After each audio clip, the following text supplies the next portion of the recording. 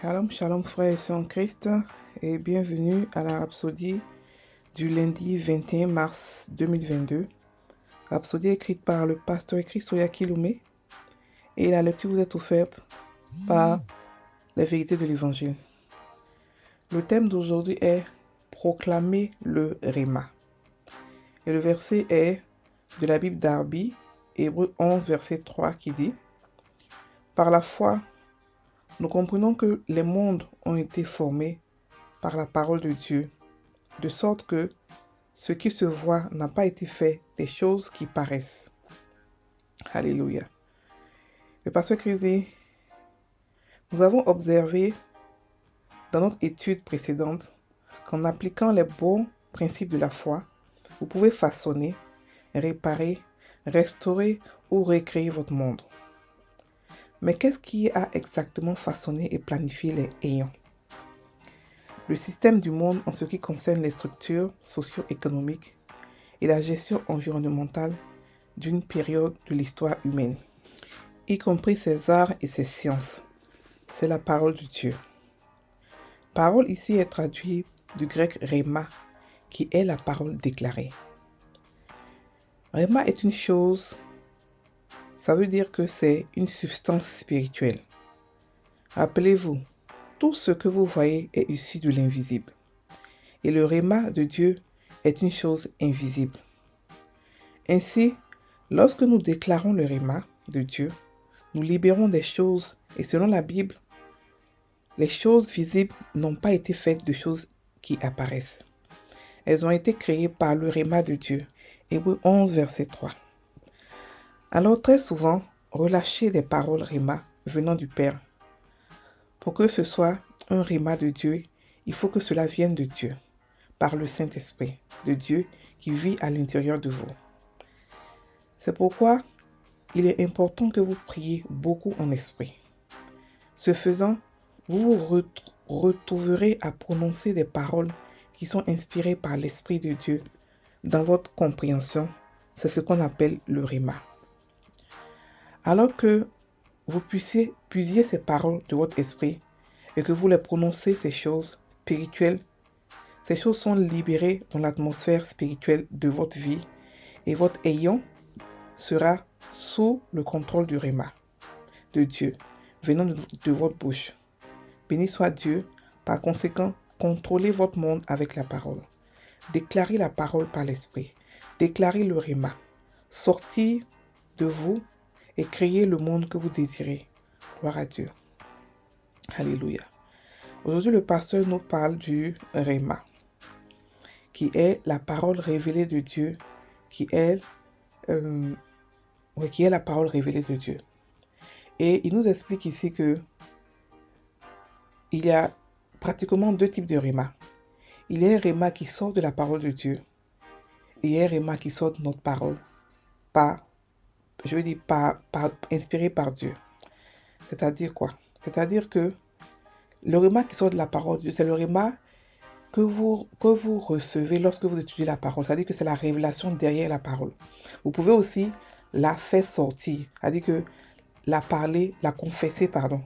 Mais il explique ici que pendant que vous la confessez, il y a un rhéma encore qui vient, c'est-à-dire que pendant que vous la confessez et que vous priez en langue, surtout quand vous la confessez en esprit, d'autres paroles inspirées encore viennent derrière.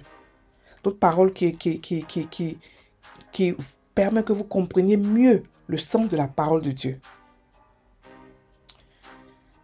Anyway, grosso modo, ce qu'il dit, c'est que vous pouvez changer votre ayant.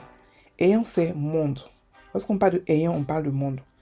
Le verset d'ouverture nous dit: par la foi, nous comprenons que les mondes ont été formés par la parole de Dieu. Il dit ici les mondes. C'est de quel monde qu'il parle? Il parle du ciel, de la terre et de ce qui est sous la terre. Il explique que Dieu a créé son monde autour de lui par sa parole. Parce que toute chose visible a été faite par des choses invisibles. Tout ce que nous voyons aujourd'hui qui est visible, a été créé invisiblement. Donc le spirituel dépasse le naturel, le physique.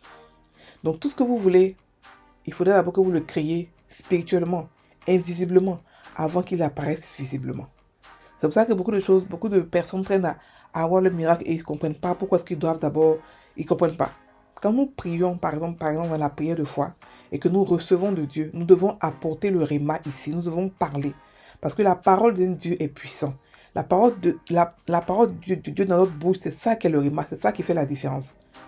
Deux fois, Dieu nous donne des rémas, des révélations lorsque nous prions ou lorsque nous étudions la Bible ou lorsque nous méditons. Mais il faudrait que ça sorte de notre bouche. Il faudrait que nous puissions la prononcer. Si nous ne le prononçons pas, c'est très possible que ça ne se réalise pas parce que nous n'avons pas su contrôler le visible par l'invisible. C'est pour ça que beaucoup de personnes font des affirmations, des confessions, parce que tout ce que vous voulez voir, vous devez parler.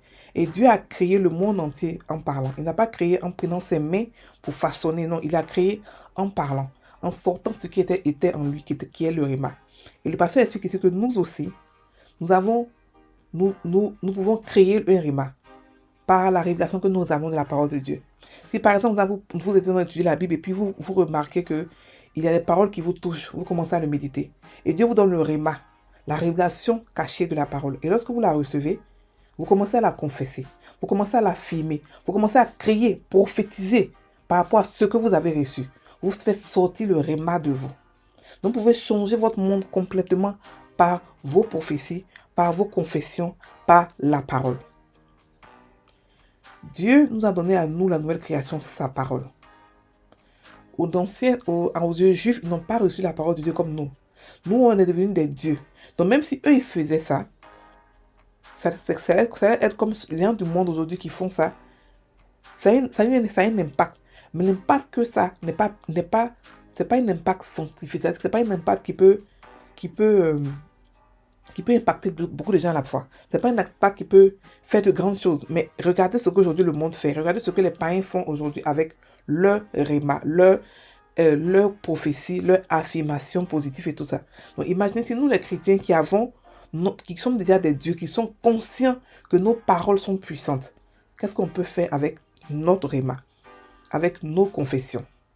Donc ici le pasteur nous explique que nous devons beaucoup prier en esprit.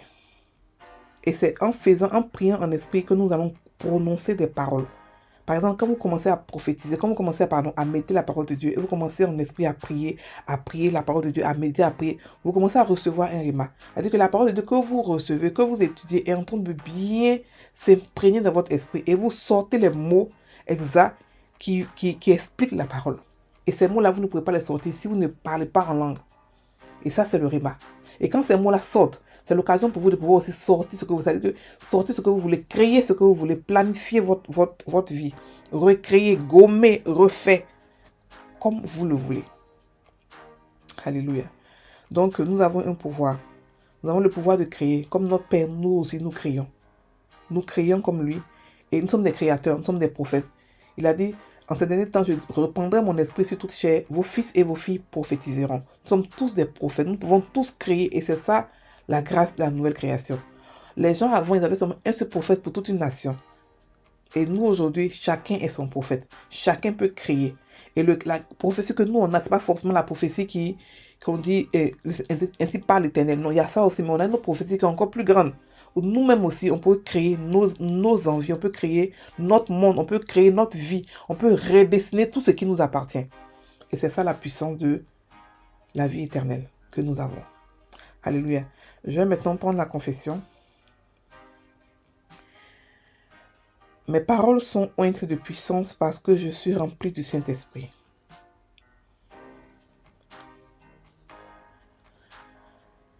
Le réma de Dieu est sur mes lèvres aujourd'hui. Et au nom de Jésus, je déclare que je marche dans la santé divine, dans la croissance et dans la prospérité, et que je progresse à pas de géant. Ma vie est pour la gloire de Dieu. Alléluia. Amen. Soyez sur en Christ, passez une très bonne journée, soyez bénis.